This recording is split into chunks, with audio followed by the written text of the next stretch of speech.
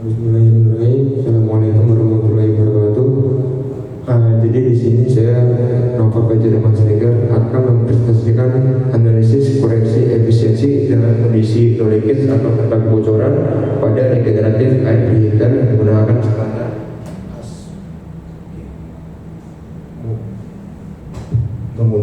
menggunakan standar ASME 3C 4.3. Oke, next. Oke, ini studi kasusnya. Jadi di studi kasus ini yang pertama kita akan menentukan nilai efisiensi kerja pada seluruh air filter yang terdapat di unit 5 ketika dalam kondisi yang sebenarnya atau dalam kondisi yang aktual.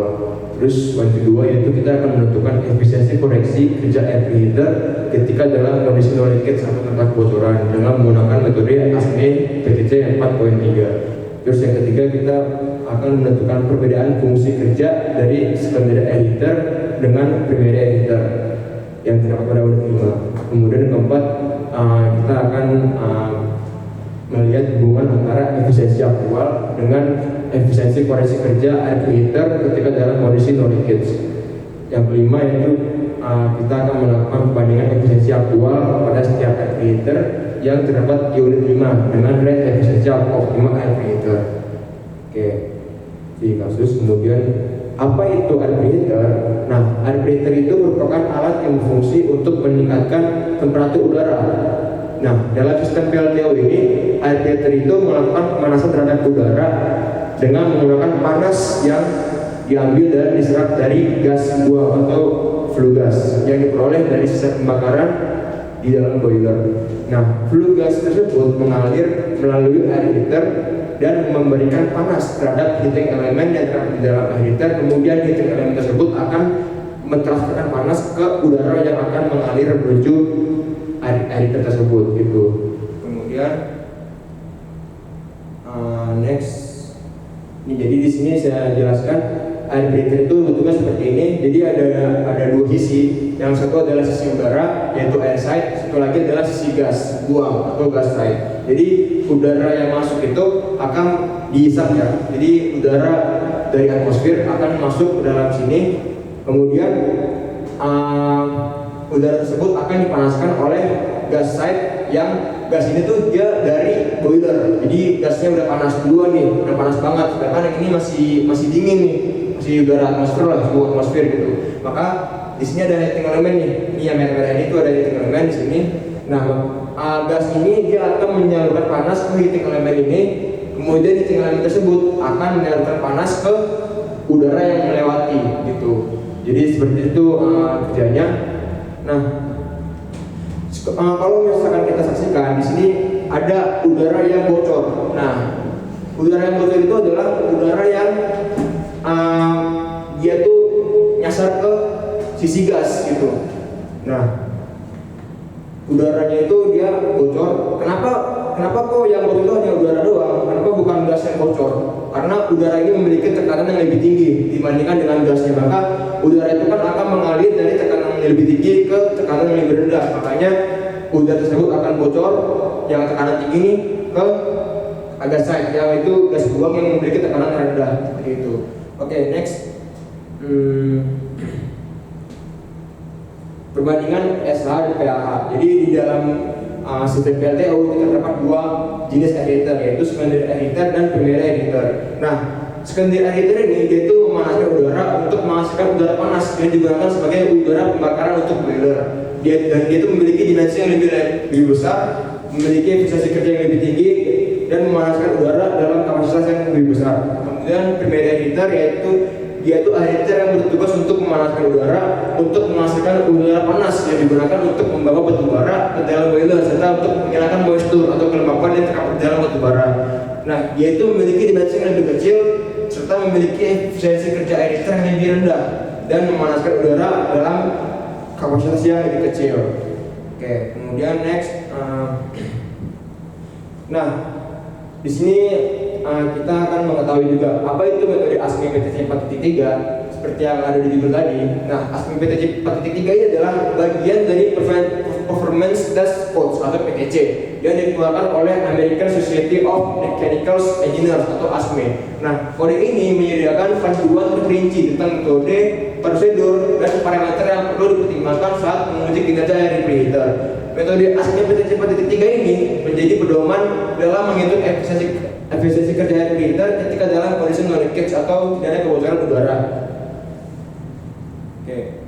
Selanjutnya yaitu evaluasi kerja air preheater. Nah, sebelum kita menentukan efisiensi koreksi air heater, kita akan menentukan terlebih dahulu efisiensi aktual yang ada di dalam air heater tersebut.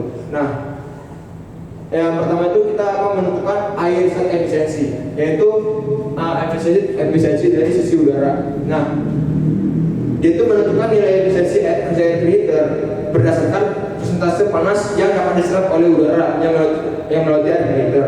Kemudian di sini ada gas set efisiensi, yaitu dia itu merupakan efisiensi kerja air heater yang ditentukan berdasarkan persentase panas yang ditransfer oleh flue gas yang melewati air preheater. Jadi perbedaannya di sini adalah kalau yang air set efisiensi itu efisiensi sisi gas udara, dia itu menghitung persentase panas yang dapat diserap oleh udara tersebut. Sedangkan kalau misalkan yang gas set efisiensi yaitu efisiensi sisi gas, dia itu menghitung udara yang dapat disalurkan oleh gas tersebut ke heating element, seperti itu. Kemudian yang ketiga ini adalah capacity of rate atau CR, yaitu merupakan persentase efektivitas dalam menyerap panas dari flue gas dan kemudian disalurkan atau ditransfer menuju udara yang mengalir melewati air preheater, seperti itu. Oke, next. Jadi langsung aja nih kita pertama tadi harus efisiensi. Jadi rumusnya itu adalah seperti ini. Jadi efisiensi kerja air preheater, jadi itu air set efisiensi itu dapat juga kita katakan dengan sebagai efisiensi kerja aktual air preheater, karena dia itu kan dia meneliti atau dia itu meneliti panas udara yang dapat diserap oleh udara, gitu. Panas yang dapat diserap oleh udara yang nantinya akan digunakan untuk keperluan di dalam PLTU. Makanya untuk menentukan efisiensi aktual air heater, kita akan menentukan air set efisiensi. Nah, rumusnya seperti ini, yaitu suhu udara keluar atau TA out dikurang suhu udara masuk. Jadi selisih suhu udara keluar dan masuk dibagi dengan suhu gas masuk dikurang dengan suhu udara masuk, seperti itu. Oke. Jadi saya tekankan lagi ya. Jadi di sini tuh efisiensi aktual. Nah, di mana efisiensi aktual itu masih terdapat air leakage atau kebocoran udara. Oke, next yaitu gas set efisiensi atau GSE. Nah, ini efisiensi yang berupa persentase panas yang dapat diserap oleh heating element. Jadi gas yang lewat tuh mengalami air heater itu akan dia panas. Dia itu akan menyerahkan panas ke heating element yang terdapat dalam air heater. Nah, berapakah persentase panas yang dapat diterima oleh heating element dari gas tersebut, yaitu menggunakan rumus ini, GSE ini. Itu rumusnya seperti ini. Jadi selisih gas masuk dan keluar dibagi dengan gas yang masuk dikurang temperatur udara yang masuk, seperti itu. Next, CR atau capacity of rate ratio. Nah, atau bisa disebut dengan X ratio, merupakan rasio kapasitas kalor antara udara dan gas buang yang melewati air preheater. Nilai CR yang tinggi menunjukkan bahwa air preheater bekerja secara optimal dengan perbandingan kapasitas kalor yang seimbang antara udara dan gas buang, serta minim kebocoran udara pada sisi gas. Untuk menentukan nilai CR dapat menggunakan 3 rumus di bawah ini, yaitu rumus kapasitas aliran gas yang mengalir air heater dan rumus itu yaitu kapasitas aliran udara dibagi dengan kapasitas aliran gas. Namun jika data ini tidak ada, maka dapat menggunakan perbandingan antara GSE dan air set efisiensi tadi, yaitu perbandingan antara efisiensi sisi gas dengan efisiensi sisi udara, seperti itu. Oke, next. Nah, sekarang kita masuk ke tahapan untuk menentukan nilai koreksi efisiensi air heater. yaitu pertama kita akan menentukan early catch, kemudian kita akan menentukan koreksi suhu gas outlet atau suhu gas yang keluar dari aerator, kemudian koreksi GSE dan CR yang tadi, kemudian yang keempat yaitu koreksi sesuai desain. Oke, next. Early catch atau kebocoran. Nah, kebocoran ini itu bercampurnya udara dan flue gas tersebut dapat menyebabkan terjadinya penambahan jet oksigen ke dalam flue gas. Maka dari itu rumusnya kita menggunakan oksigen. Jadi kan suhu udara itu kan dia menyimpan oksigen dari atmosfer. Kemudian ketika dia bocor, dia kan oksigen tersebut akan ada yang masuk ke dalam sisi gas. Makanya sisi gas tersebut dia akan bertambah nilai oksigennya. Jadi di sini kita lihat rumusnya adalah selisih antara oksigen gas yang masuk dengan oksigen gas yang keluar, kemudian dikurangi 21 dikurang oksigen gas yang keluar dikali 0,9 dikali 100 itu. Kemudian dari gas setelah itu kita akan menentukan koreksi suhu flue gas outlet atau suhu gas buang keluar. Nah, perhitungan koreksi ini yaitu ketika dalam kondisi no leakage atau tidak ada kebocoran, kan juga namanya koreksi seperti itu. Nah, yaitu dengan menggunakan metode ASME PTC 4.3 yang tadi setelah saya sebutkan. Jadi mengasumsikan bahwa semua kebocoran udara itu terjadi di dalam sisi flue gas. Maka dari itu dibutuhkan koreksi suhu flue gas outlet atau gas buang yang keluar dari aerator ketika dalam kondisi tidak ada kebocoran udara atau no leakage. Nah, rumusnya seperti ini. Jadi koreksi suhu gas outlet itu rumusnya adalah tadi ini air leakage dibagi dengan 100% dikali CPA CPG. Itu CPA itu continuous rata-rata udara dibagi dengan continuous rata-rata flue gas dikali suhu gas outlet atau suhu gas yang keluar dikurangi dengan suhu udara yang masuk, terus ditambah dengan suhu gas outlet. Ini tuh TGO-nya itu TGO-nya aktual yang sebenarnya gitu. Oke, next. Kemudian yaitu koreksi GSE dan CR. Nah, koreksi GSE itu, jadi kan kalau tadi kan kita bahas GSE dan CR itu secara aktual. Nah, sekarang kita akan menentukan koreksi dari GSE dan CR tersebut. Nah, untuk menentukan nilai GSE rumusnya seperti ini, sama rumusnya sama yang tadi, cuman TGO-nya kita ganti aja dengan TGO yang telah kita tentukan tadi, yaitu koreksi dari suhu gas outlet. Kemudian ini CR juga sama rumusnya, rumusnya juga sama, tapi TGO cuma kita ganti TGO-nya dengan TGO yang baru, yaitu yang telah dikoreksikan ketika dalam kondisi no leakage seperti itu. Kemudian,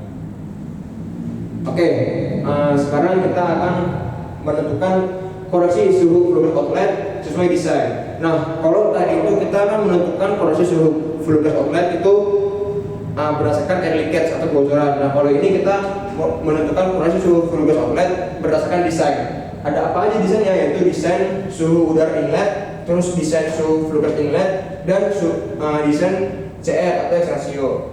Nah, pertama itu rumus untuk menentukan koreksi suhu gas outlet berdasarkan koreksi suhu udara inlet. Nah, rumusnya seperti ini. Jadi ini koreksi suhu gas outlet berdasarkan desain suhu udara inlet. Rumusnya seperti ini.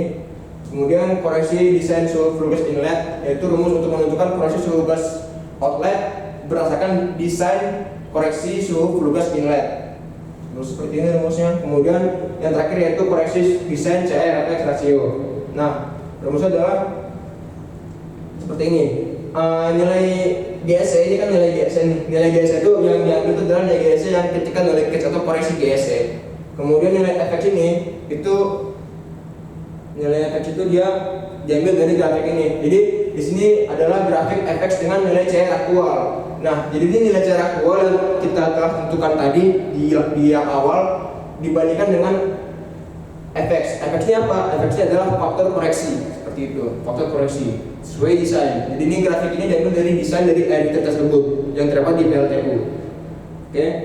Selanjutnya setelah kita menentukan ketiga suhu flue gas outlet yang sesuai desain, sesuai dengan tiga desain ini, kemudian kita akan menentukan efisiensi koreksi dari ketiga tersebut, dari ketiga suhu flue gas outlet tersebut. Jadi yang pertama itu efisiensi koreksi udara inlet. Jadi kan tadi udara inlet itu kan desain udara inlet. Rumusnya seperti ini. Nah, nilai CR ini itu adalah nilai CR ketika dalam kondisi no leakage atau koreksi nilai CR. Nah, rumusnya jadi ini kita akan menentukan efisiensi dari ketiga desain tersebut. Kemudian efisiensi koreksi ketika no leakage diperoleh dari menghitung rata-rata dari ketiga efisiensi yang di sini. Jadi nilai efisiensi koreksi air heater itu ditentukan dengan menghitung rata-rata dari ketiga efisiensi yang ini, gitu. Maka dapat ditemukanlah bahwa dari keempat air heater maka dapat ditentukanlah grafik ini. Jadi grafik ini menyatakan efisiensi aktual dengan efisiensi koreksi ketika tidak ada kebocoran atau no leakage. Jadi terlihat di sini yang biru ini adalah yang aktual, sedangkan yang oranye ini adalah yang koreksinya, seperti itu. Dan kita lihat di sini yang koreksinya itu akan selalu lebih tinggi. Nah, grafiknya dibandingkan dengan yang aktual. Nah, oke. Nah, data-data ini tuh kita ambil di tanggal 12 Juni 2025 di jam 9 sampai jam 11 pagi, seperti itu. Oke, next. Sekarang poin-poin yang dapat diambil dari grafik ini. Jadi poin-poin yang dapat diambil yang pertama yaitu efisiensi aktual akan selalu lebih rendah jika dibandingkan dengan efisiensi koreksinya, jelas. Kemudian yang kedua yaitu efisiensi aktual dan koreksi ketika no leakage pada SAH atau secondary air heater baik A atau B memiliki nilai efisiensi yang sangat tinggi jika dibandingkan dengan primary air heater A dan B. Jadi kita lihat di grafik ini, nilai yang SAH ini dia jauh lebih tinggi dibandingkan nilai PAH ini. Kenapa? Karena sesuai desain. Karena SAH ini dia memiliki desain yang lebih besar, sehingga dia tuh memiliki desain yang lebih besar, sehingga dia memiliki kapasitas udara yang lebih besar. Maka dari itu dia memiliki efisiensi yang lebih tinggi dibandingkan dengan primary air heater yang memiliki dimensi yang lebih kecil, seperti itu. Karena mereka berbeda tujuan. Yang satu untuk menghasilkan udara untuk boiler, satu lagi untuk menghasilkan udara untuk batubara, seperti itu. Kemudian yang ketiga itu grafik tersebut menyatakan bahwa efisiensi koreksi ketika no leakage bukan merupakan efisiensi paling maksimal sesuai desain, melainkan terdapat faktor-faktor lain yang dapat memengaruhi efisiensi selain air leakage. Hal ini dapat dilihat dari nilai efisiensi koreksi SAH dan B yang berbeda meskipun memiliki desain yang sama. Hal tersebut juga terjadi pada PAH juga. Nah, jadi walaupun SAH dan SAH B ini memiliki desain yang sama, tapi dia memiliki efisiensi koreksi yang berbeda. Maka dari itu kita dapat menyimpulkan kalau misalkan efisiensi koreksi ini, kalau misalkan efisiensi maksimal air heater itu banyak faktor, tidak hanya dari air leakage, tapi di dalam konteks ini, di dalam penjelasan di dalam PPT ini kita akan hanya menjelaskan efisiensi koreksi berdasarkan air leakage atau kebocoran saja, seperti itu. Kemudian selanjutnya itu pengaruh perubahan efisiensi aktual terhadap koreksi efisiensi. Nah, tadi kan kita telah menjelaskan ya kalau misalkan data-data tersebut diambil di tanggal 12 Juni di jam 9 dan jam 11. Nah, di sini ini tuh data-data yang terdapat dalam salah satu air heater yaitu SAH, SAHB yang diambil di 20 hari gitu. 20 hari ini efisiensi aktual ya, efisiensi aktual air heater yang diambil dalam 20 hari kita dibandingkan dengan efisiensi koreksi air heater yang diambil di satu hari saja, yaitu tadi di tanggal 12 Juni. Nah, terlihat di sini. Kalau kita bandingkan, ada efisiensi aktual yang melewati efisiensi koreksi. Ini kan sangat tidak masuk akal. Maka dari itu kita tidak dapat membandingkan efisiensi koreksi yang kita ambil di hari ini dengan efisiensi aktual yang kita ambil di hari yang akan datang. Karena pasti akan berbeda. Karena itu bergantung dengan banyak hal, faktor banyak hal. Ada karena bergantung karena daya listriknya gitu kan, karena daya yang dibutuhkan atau bergantung dengan tekanan. Ada juga pengaruh dari fouling atau kerak di dalam air heater itu dan masih banyak lagi. Nah, makanya dari PPT ini kita hanya menjelaskan dari faktor satu saja, yaitu air leakage atau kebocoran udara, seperti itu. Kemudian ini proses evaluasi efisiensi aktual terhadap efisiensi optimal air heater. Jadi setelah saya lihat dari beberapa jurnal, saya dapat menyimpulkan kalau misalkan efisiensi kerja optimal untuk editor itu berada di range 85 sampai 91%. Nah, ini yang merupakan data yang tadi, yang 20 hari tadi yang saya ambil di salah satu editor, yaitu di SHB. Jadi terdapat ini adalah efisiensi, yaitu kita bisa bilang ini adalah efisiensi aktual dari editor tersebut. Nah, terlihat di sini ada satu hari yang dia itu berada di range yang optimal seperti itu. Tapi kalau kita lihat hari yang lain itu dia sangat lumayan jauh ya dari efisiensi optimal. Kenapa bisa bentuknya fluktuatif kayak gini, bisa berbeda-beda? Karena ada banyak faktor. Jadi saya tekankan lagi kalau misalkan efisiensi koreksi optimal editor itu ada banyak faktor yang mempengaruhi efisiensi editor, yaitu faktor edit case tadi yang sedang saya bahas, ada juga faktor fouling, faktor gara-gara tekanan yang digunakan, terus ada faktor daya yang dibutuhkan, dan bisa banyak lagi seperti itu. Kemudian faktor suhu udara masuk dan suhu udara keluar, suhu gas masuk, suhu gas keluar itu juga mempengaruhi gitu. Kemudian kesimpulan, nah penurunan efisiensi kerja pada editor disebabkan oleh banyak faktor, seperti yang tadi saya bilang, yaitu salah satu faktor yang dikoreksi di sini hanya adalah air leakage atau kebocoran udara saja gitu. Nah, perhitungan air leakage serta efisiensi ketekan leakage semuanya dihitung berdasarkan metode ASME. Jadi ASME itu merupakan metode gitu kan, metode perhitungan untuk menghitung efisiensi koreksi ketika dalam kondisi non leakage gitu. Tidak ada kebocoran saja gitu, tanpa mempertimbangkan faktor-faktor lainnya.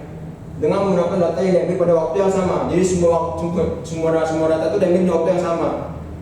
Nah, hal ini dikarenakan efisiensi aktual pada air creator dapat berubah-ubah setiap waktunya, dan hal itu dapat mempengaruhi efisiensi koreksinya dalam kondisi no leakage. Oke. Next yaitu saran.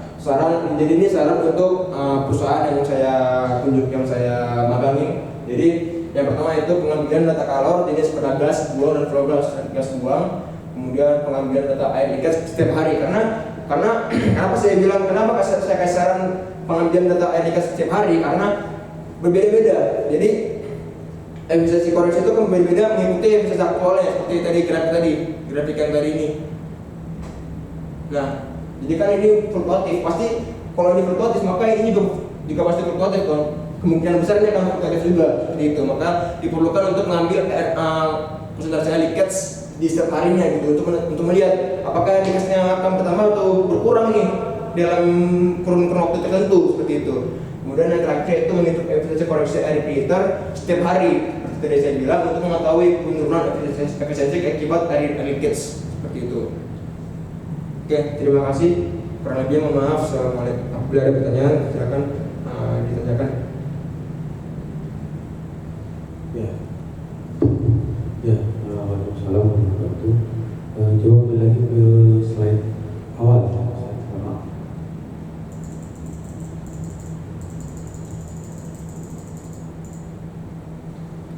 Judulnya ini analisis korelasi ya, koreksi efisiensi dalam kondisi no leakage pada regeneratif air filter menggunakan standar ASME. Jadi maksud standar ASME PTG 403 ya. Itu bisa dijelaskan lagi kondisi no leakage itu seperti apa kondisi di sana pada saat itu? Oke, saya izin jelasin yang ini Pak. Jadi no leakage itu adalah tidak ada kebocoran. Jadi kan ini ada kebocoran Pak, ini ada kebocoran udara. Ini ketika aktual itu pasti ada kebocoran udara, karena kan heating element ini akan berputar, dia akan berputar. Jadi kalau berputar maka nggak mungkin nggak ada kebocoran, pasti ada kebocoran. Nah, jadi pasti ada udara yang bocor itu, maka itu akan kita hitung berapa udara yang bocor, kita bandingkan dengan kondisi no leakage ketika tidak ada kebocoran seperti itu. Nah, kebocoran ini kan bisa berbeda-beda. Jadi kalau misalkan tergantung umur sih. Jadi kalau misalkan editornya lama dipakai gitu, lama-lama bakal ada korosi, bakal terkikis, lama-lama gede gitu kan, skip-skipnya bakal gede gitu. Makanya dapat terjadinya kebocoran itu seperti itu. Jadi ini kan apa? Ini kan mempengaruhi efisiensi dari editor karena udara yang dipanaskan itu ada yang terbuang sia-sia. Dia terbuang sia-sia malah ke gas buang. Yang gas buang ini dia akan mengalir ke cerobong asap. Jadi sedangkan kita butuh udara yang banyak untuk tujuan tadi. Jadi ada tujuan yang untuk pertama itu memanaskan boiler, lagi satu lagi untuk memanaskan batu bara gitu. Ketika ada udara yang keluar, maka ini udara akan sia-sia gitu. Jadi saya di sini akan menentukan koreksi efisiensi editor ketika tidak ada kebocoran seperti itu, Pak. Oke. Terus kemudian kalian tadi ada diagram letak ya. Ya sebelumnya lagi. Nah ini efisiensi aktual kan, koreksi efisiensi ya. Ada kondisi SAHA, SAHB, PAHA, kemudian PAHB ya. Itu apa perbedaannya antara SAH dengan PAH ya? Jadi SAH dan SAHB itu, jadi SAH ini adalah secondary editor. Jadi di dalam unit 5 ini terdapat 4 editor, yaitu 2 SAH dan 2 PAH. Jadi yang seperti telah saya sebutkan di sini. Nah, jadi ini SAH, ini PAH. Jadi SAH itu merupakan editor yang berfungsi untuk memanaskan udara, untuk menghasilkan udara panas yang digunakan untuk boiler. Jadi udara pembakaran untuk boiler secara langsung seperti itu kan. Di boiler itu kan untuk di furnace-nya itu kan ada batu bara dan udara pembakaran. Karena batu bara, udara pembakaran akan bersama-sama untuk memanaskan boiler seperti itu. Nah, yaitu karena dia memiliki fungsi yang sangat-sangat vital, jadi dia memiliki dimensi yang lebih besar, yang sangat besar. Dan dia itu memiliki efisiensi yang lebih tinggi karena memang dibutuhkan tinggi-tingginya seperti itu.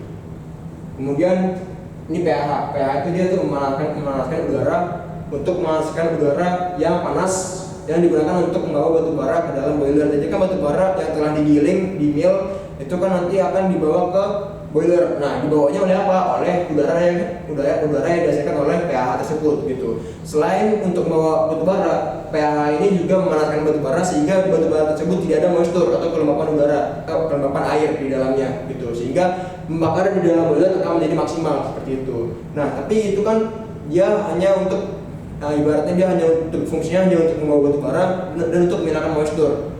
Tidak memiliki fungsi yang tidak membutuhkan efisiensi yang sangat-sangat tinggi seperti itu.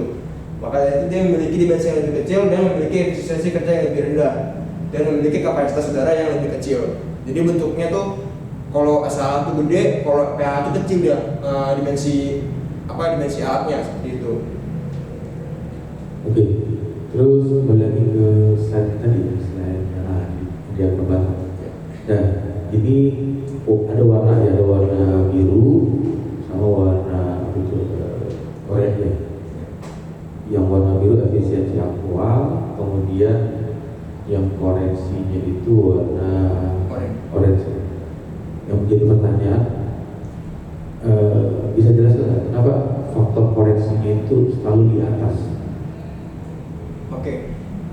Jadi efisiensi aktual yaitu kan ketika ada kebocoran, yaitu yang terjadi secara aktual di dalam PLTU. Nah, yang ini itu adalah efisiensi koreksi yang telah kita hitung berdasarkan ketika ini no leakage atau tidak ada kebocoran. Jadi saya tekankan lagi, jadi di sini tuh kita hanya menghitung koreksi efisiensi ketika tidak ada kebocoran saja. Jadi hanya dari faktor no leakage saja seperti itu. Jadi koreksi efisiensi ketika no leakage itu akan selalu lebih tinggi dibandingkan dengan efisiensi aktualnya atau yang sebenarnya seperti itu. Ya, jadi dari data ini, dari data ini yang paling bagus untuk kondisi apa yang aktualnya yang hampir mendekati kondisi koreksinya? Yang paling bagus tuh yang di secondary editor yang B. Jadi di sini selisih antara koreksi efisiensi dengan efisiensi aktual itu sangat-sangat tipis. Jadi di sini SHB yang memiliki efisiensi aktual yang sangat-sangat bagus di dalam PLTU tersebut. Oke, nah yang menjadi pertanyaan kalau ditanya ke Bang, kenapa dia bisa memiliki efisiensi yang paling bagus jika dibandingkan dengan SHAA, PHA dan PHAB? Apa yang bisa dia si SHAB ini bisa menjadi mempunyai nilai yang paling efisiensi? Apa yang saja yang mempengaruhinya? Oke, kalau kita bandingkan dengan kalau SHA kita bandingkan dengan PHA itu jelas sangat-sangat berbeda, karena seperti tadi saya jelaskan, dia itu memiliki dimensi yang lebih besar, sehingga dia itu juga memiliki suhu udara itu sangat-sangat panas. Jadi suhu udara dari suhu gas buang dari boiler tuh kan disalurkan untuk PHA dan SHA. Nah, suhu gas yang melewati suhu gas yang dari boiler tersebut itu pertama kali akan langsung ke SHA, baru setelah itu dia akan masuk PHA. Makanya suhu panasnya itu kan panas banget tuh, jadi ketika masuk ke SHA dia panas banget, ketika dia masuk PHA dia itu panasnya tinggal dikit-dikit lagi gitu. Makanya efisiensinya sangat-sangat berbeda jauh gitu. Ini sangat-sangat tinggi karena kan dia langsung dari boiler pertama kali kan masuk ke SHA baru ke PHA. Jadi PHA ini merupakan suhu panas gas buang yang sisa dari SHA ini, seperti itu. Kemudian kalau kita bandingkan nih, kenapa ini kan dia memiliki desain yang sama gitu kan, tapi kenapa dia memiliki efisiensi yang berbeda walaupun berbedanya nggak terlalu jauh gitu. Nah, seperti tadi yang telah saya singgung, kalau misalkan tuh faktor itu tidak hanya berdasarkan dari etiket saja. Jadi ada banyak faktor, ada faktor fouling, ada faktor umur, ada faktor tekanan kerja, ada faktor temperatur udara yang masuk. Jadi kan udara itu kan akan diisi oleh FD atau force draft air. Jadi kipas yang mengisap udara gitu kan. Nah, kipas tersebut SHA dan SHB ini beda alat nih. Nah, maka kan tekanannya kan dari situ kan, tekanannya itu akan berbeda nih gitu kan. Siapa tahu mungkin saja berbeda tekanan gitu. Jadi karena ada perbedaan tekanan, makanya panasnya efisiensinya berbeda seperti itu. Jadi tidak hanya etiket saja kan, di sini faktornya ada banyak faktor, ada faktor fouling, ada faktor tadi itu tekanan, ada faktor umur juga kan. Jadi banyaklah umur di sini maksudnya adalah umur dari heating elemen tersebut, seperti itu. Jadi kalau heating elemennya tipis kan kalau heating elemennya tebal dia kan panasnya kan agak lebih lama gitu, agak kurang gitu kan. Jadi seperti itulah. Tapi saya ini lagi, jadi di sini hanya batas masalahnya hanyalah etiket saja. Jadi di sini penelitian di sini hanya melihat dari faktor bocoran saja, seperti itu. Tidak ada melibatkan faktor-faktor yang lainnya, seperti itu. Itu Pak. Oke. Kemudian kita masuk lagi ke bagian tadi, ada tulisan saran ya. Yang mana? Di bagian. Nah ini sebentar. Ini ada grafik efisiensi aktual warna biru, kemudian yang warna orange itu efisiensi ASME BTC. Yang menjadi pertanyaan ya, kenapa dia merepresentasikan untuk yang ASME itu flat horizontal, sedangkan efisiensi aktual fluktuatif ya, turun kemudian naik, kemudian ada turun lagi, kemudian naik lagi, terus bagian akhir mencapai kondisi berapa? 86%, sekitar 86% ya. Nah itu ada hal apa di situ bisa terjadi seperti itu? Fluktuatif. Oke. Jadi di sini tuh grafik yang warna biru ini dia merupakan efisiensi aktual yang diambil yang di sini nih. Nah ini, jadi itu grafik tadi itu dia menggambarkan ini. Jadi kan ini fluktuatif nih, ya kan? Nah dia menggambarkan itu. Nah ini tuh merupakan efisiensi aktual yang terjadi di dalam 20 hari. Sedangkan yang ini itu efisiensi ASME yang diambil di 1 hari saja. Jadi jadi ada kendala di PLTO tersebut. Jadi di PLTO ini dia hanya mengambil sampel O2, yaitu kan O2 itu aja yang dibutuhkan untuk menghitung air leakage. Itu hanya diambil sekali dalam sebulan, seperti itu. Nah, makanya kalau misalkan itu sebagai acuan, untuk dalam sebulan gitu kan. Jadi tidak efektif gitu karena efektivitas aktual dari air itu udah berbeda. Dia kan fluktuatif. Ini aktual nih dalam 20 hari itu kan fluktuatif. Sedangkan kalau kita bandingkan dengan sampel dengan efisiensi koreksi yang diambil dari sampel air leakage yang diambil dari 1 hari saja, dia akan apa ya? Nggak menentu lah. Bahkan di sini ada efisiensi aktual yang nilainya lebih tinggi dibandingkan dengan proyeksi efisiensinya, dan ini tuh sangat-sangat tidak masuk akal seperti itu. Maka dari itu saya di akhir saya ngasih saran ke PLTU-nya untuk mengambil data air leakage setiap hari. Jadi kalau misalkan kita ambil data air leakage setiap hari, maka kemungkinan besar di sini grafiknya yang oranye ini akan mengikuti fluktuatifnya si yang biru ini seperti itu. Jadi seperti itu Pak. Oke. Tadi mengambil data apa? Air leakage setiap hari ya? Iya. Itu sebetulnya kalau di sana itu bisa dilakukan kan? Secara maksudnya di tempat PKL itu bisa dikerjakan. Kalau kemarin saya kan pas presentasi di depan karyawannya, dia bilang ya oke gitu. Cuman ya untuk dilakukan mungkin mereka agak keberatan mungkin, cuman mereka bilang bisa, cuman ya perlu banyak persiapan karena kan untuk mengambil sampel itu kan butuh butuh effort lah, karena kita harus cerobong, kita harus kayak ini ambil sampel udaranya, apakah ini O2-nya berapa gitu kan. Nah cuman kalau misalkan bisa ya bisa, sebenarnya masuk akal gitu. Seperti itu Pak. Oke. Nah, saya akan memberikan komen ya. Ini juga berbalik misalnya sementara bagian akhir ya. Nah, terus. Oke. Nah, di saran ini kan artinya belum dilakukan ya. Iya. Belum dilakukan. Ini nanti bisa juga nanti kalau bisa dilanjutkan kalau misalnya nanti ada ketertarikan untuk melanjutkan untuk skripsi.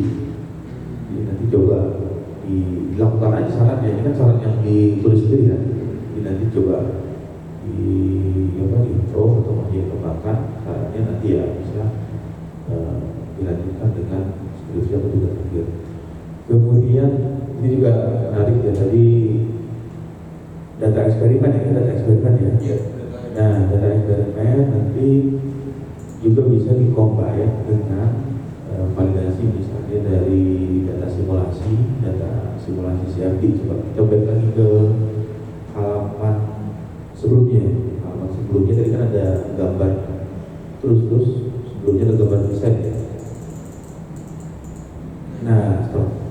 Air heater ini kan bisa dimodelkan, bisa disimulasikan dengan tools CFD. Jadi nanti ya kalau misalnya ini mau dilanjutkan atau dikembangkan lagi ke skripsi atau tugas akhir, bisa melakukan improve dari bagian ini menggunakan yang tadi syarat, lanjutkan, kemudian bisa menambahkan modelnya atau simulasi atau kajian studi secara numerik untuk kondisi air kita. Oke, dari saya cukup ya untuk memberikan pertanyaan atau saran, bisa ditutup untuk presentasinya. Oke, Sekian presentasi dari saya. Kurang lebih mohon maaf. Assalamualaikum warahmatullahi wabarakatuh. Waalaikumsalam warahmatullahi wabarakatuh.